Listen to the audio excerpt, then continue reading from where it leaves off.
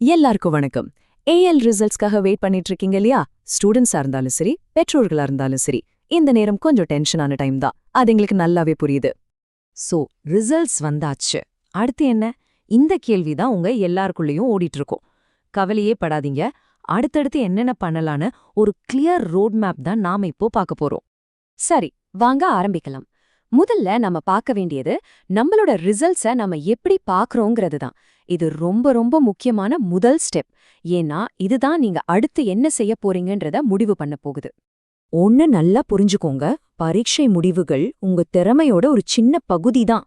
அவ்வளவுதான். இத ஒரு முடிவா பார்க்காம ஒரு புது ஆரம்பமா பாருங்க. பாசிட்டிவா இருங்க. அடுத்து என்ன பண்ணலான்னு யோசிங்க.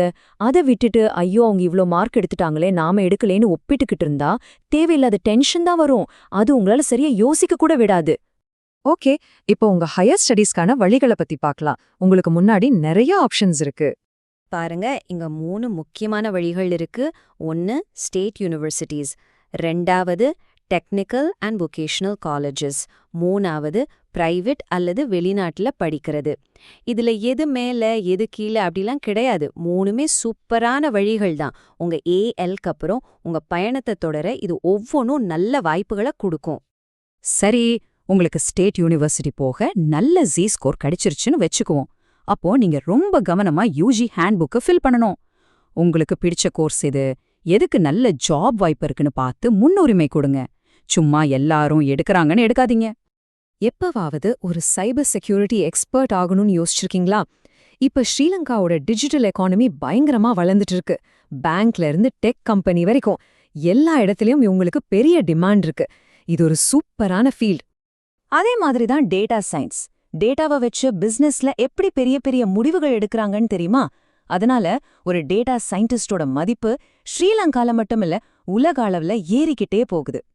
இல்ல, உங்களுக்கு கிரியேட்டிவிட்டி பக்கம் ஆர்வம் அதிகமா இருந்தா ஃபேஷன் டிசைன் மாதிரி துறைகளும் இருக்கு. இன்னைக்கு எவ்வளவு வித்தியாசமான கோர்சஸ் வந்திருக்கு பாருங்க. சரி, இப்ப அடுத்த பகுதிக்கு போகலாம். யூனிவர்சிட்டி மட்டும்தான் வழியா? இல்லவே இல்ல. வொகேஷனல், அதாவது தொழிற்கல்வி எப்படி ஒரு சூப்பரான வாய்ப்பு கொடுக்குதுன்னு இப்ப பார்க்கலாம். யூனிவர்சிட்டிக்கு போக முடியலையேன்னு ஃபீல் பண்றவங்களுக்கு என்பிக்கு ஒரு பெரிய வரம். இது நேஷனல் வொகேஷனல் குவாலிஃபிகேஷன். இது ஒரு டிகிரிக்கு சமமான ரொம்ப மதிப்புமிக்க அங்கீகரிக்கப்பட்ட ஒரு தகுதி. இத வச்சு நல்ல வேலைக்கு போகலாம். டிடிஇடி அதாவது தொழில்நுட்ப கல்வி மற்றும் பயிற்சி துறை, அப்புறம் விடிஏ அதாவது தொழிற்பயிற்சி அதிகார சபை மாதிரி அரசாங்க நிறுவனங்கள்ல நிறைய கோர்சஸ் நீங்க இலவசமாவே படிக்கலாம். ஒருவேளை நீங்க பிரைவேட் இன்ஸ்டிடியூட்ல சேர போறீங்கன்னா ரொம்ப ரொம்ப முக்கியமான ஒரு விஷயம், அதுக்கு யூஜிசி அப்ரூவல் இருக்கான்னு கண்டிப்பா செக் பண்ணிக்கோங்க. நீங்க எந்த படிப்பை தேர்ந்தெடுத்தாலும் சரி, உங்க கரியர்ல ஜெயிக்க சில முக்கியமான திறமைகள் வேணும். அது என்னென்னு இப்ப பார்க்கலாம் வாங்க. இத நல்லா ஞாபகம் வச்சுக்கோங்க. இன்னைக்கு இருக்கிற ஜாப் மார்க்கெட்ல வெறும் டிகிரி மட்டும் பத்தாது. அது போதவே போதாது. இந்த 3 ஸ்கில்ஸும் ரொம்ப முக்கியம். முதல்ல இங்கிலீஷ். உலகத்தோட பேசணும்னா இங்கிலீஷ் வேணும். 2வது ஐடி நாலேஜ். டெக்னாலஜி இல்லாம இன்னைக்கு எதுவுமே இல்ல. 3வது சாஃப்ட் ஸ்கில்ஸ். சாஃப்ட் ஸ்கில்ஸ்னா என்ன? சிம்பிளா சொன்னா லீடர்ஷிப், டீமோட சேர்ந்து வேலை செய்யறது, பிரச்சனை வந்தா தீர்க்கறது, இதெல்லாம் தான். இது எல்லாம் வளர்த்துக்க காலேஜ்ல இருக்கிற கிளப்ஸ்ல சேருங்க, வாலண்டியர் வேலைகள் பண்ணுங்க. இந்த அனுபவங்கள் தான் உங்களை மத்தவங்களை விட தனிச்சு காட்டும். ஓகே, இப்போ நம்ம கடைசி பகுதிக்கு வந்துட்டோம். உங்க ரிசல்ட் எப்படி இருந்தாலும் நீங்க அடுத்து என்ன ஸ்டெப் எடுக்கலாம்னு ரொம்ப தெளிவா இங்க பார்க்க போறோம். அடுத்ததா ஒரு டேபிள் வரப்போகுது. அத பாக்குறதுக்கு முன்னாடி ஒண்ணு சொல்லிக்கிறேன். உங்க ரிசல்ட் எப்படி இருந்தாலும் கவலைப்படாதீங்க. உங்களுக்காக நிச்சயமா ஒரு நல்ல வழி இருக்கு. பாருங்க, இந்த டேபிள் ரொம்ப சிம்பிளா உங்களுக்கு வழிகாட்டுது. உங்களுக்கு 3A 2A மாதிரி சூப்பரான ரிசல்ட்ஸ் வந்திருக்கா? ஸ்டேட் யூனிவர்சிட்டிக்கு அப்ளை பண்ணுங்க. கூடவே எக்ஸ்ட்ராவா இங்கிலீஷ் கிளாஸ் போங்க. SC மாதிரி ஒரு ஆவரேஜ் ரிசல்ட்ஸா எக்ஸ்டர்னல் டிகிரிஸ் இல்லனா NVQ கோர்சஸ் பத்தி யோசிங்க. ரிசல்ட்ஸ் கொஞ்சம் கம்மியா இருக்கா? திரும்பவும் எக்ஸாம் எழுத பிளான் பண்ணுங்க. இல்லனா ஏதாவது ப்ரொஃபஷனல் கோர்ஸ்ல சேருங்க. பாத்தீங்களா, ஒவ்வொருத்தருக்கும் ஒரு தெரிவான வழி இருக்கு.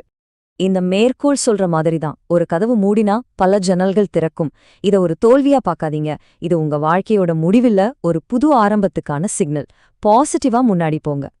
கடைசியா இந்த கேள்விய உங்களுக்கு நீங்களே கேட்டுக்கோங்க.